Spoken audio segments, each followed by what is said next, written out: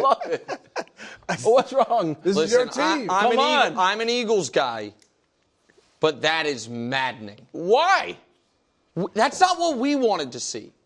That's what A.J. Brown demanded, and then Brandon Graham, the longest tenured Eagle, was like, man, A.J.'s super pissed, huh? They're not even friends anymore. The idea that this was some silly Philly or national media creation, nobody was talking about what's wrong with the Eagles until the Eagles waved two giant flags saying, a lot's wrong over here. Then Jalen Hurts comes to the press conference. He's like, huh.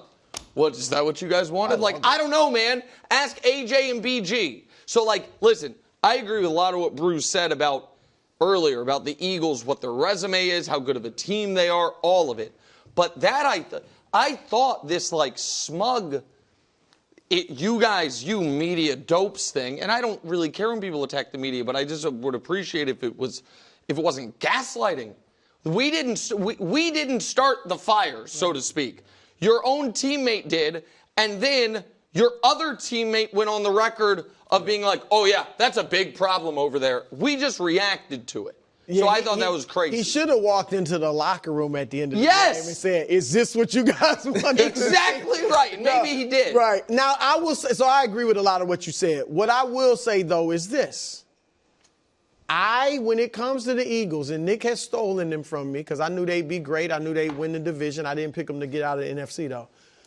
But this is the second time that the media has overblown.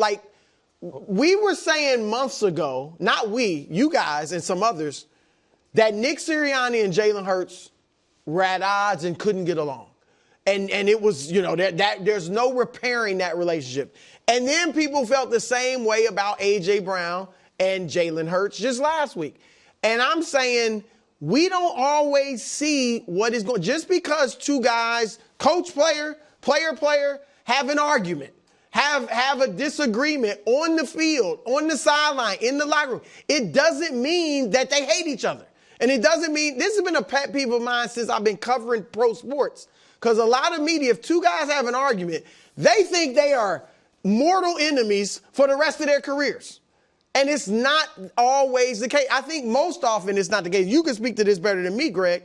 But I just think there's an overreaction. And when they did the kid and play dance, I mean, okay, that's putting it in the face of the media. But I just think I believed more what Sirianni said about, look, I see these guys praying before games. I see these guys eating lunch together.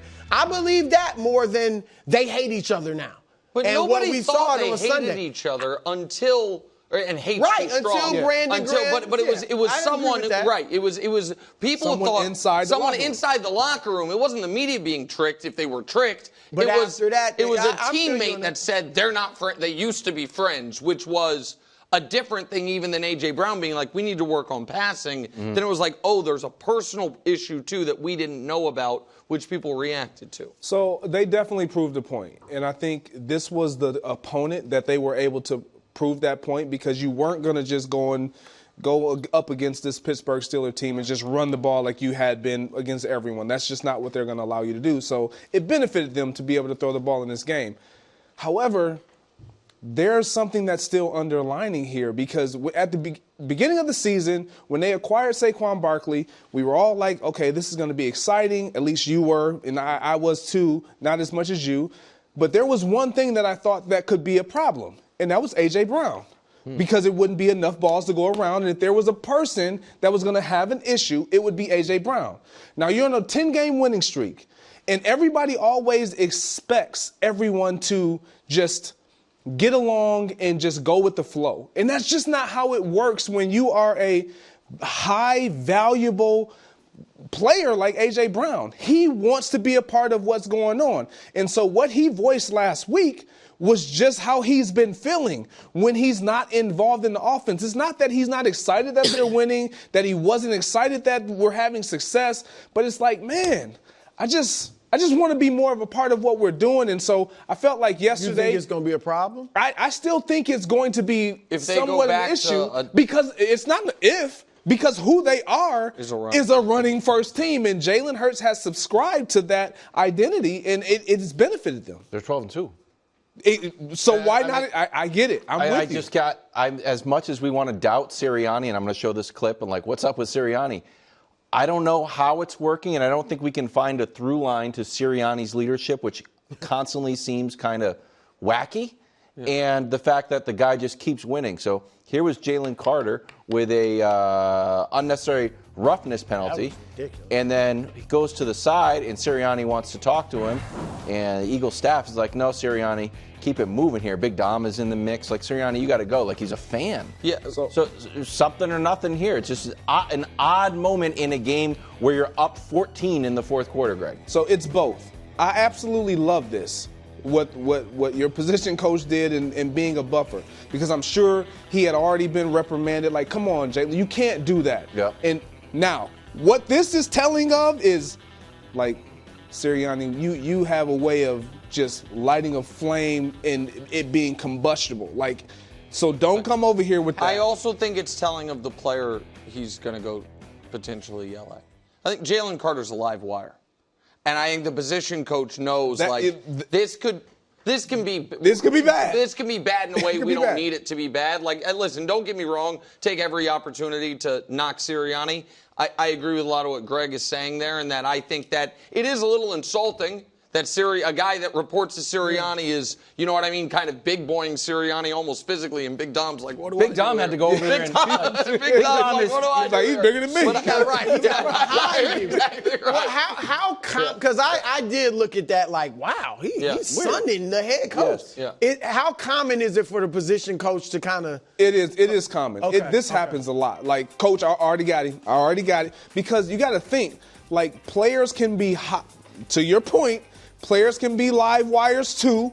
A coach can be a live wire, and if a coach comes in and the situation has already been de-escalated, all you do is just incite it all over again. Yeah, and now we needed the Chiefs tight ends coach to do something before Travis pushed Andy. But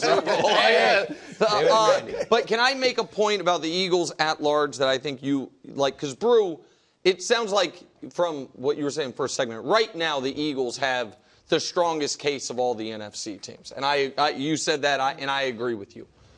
Here is what I think is tricky for Philadelphia.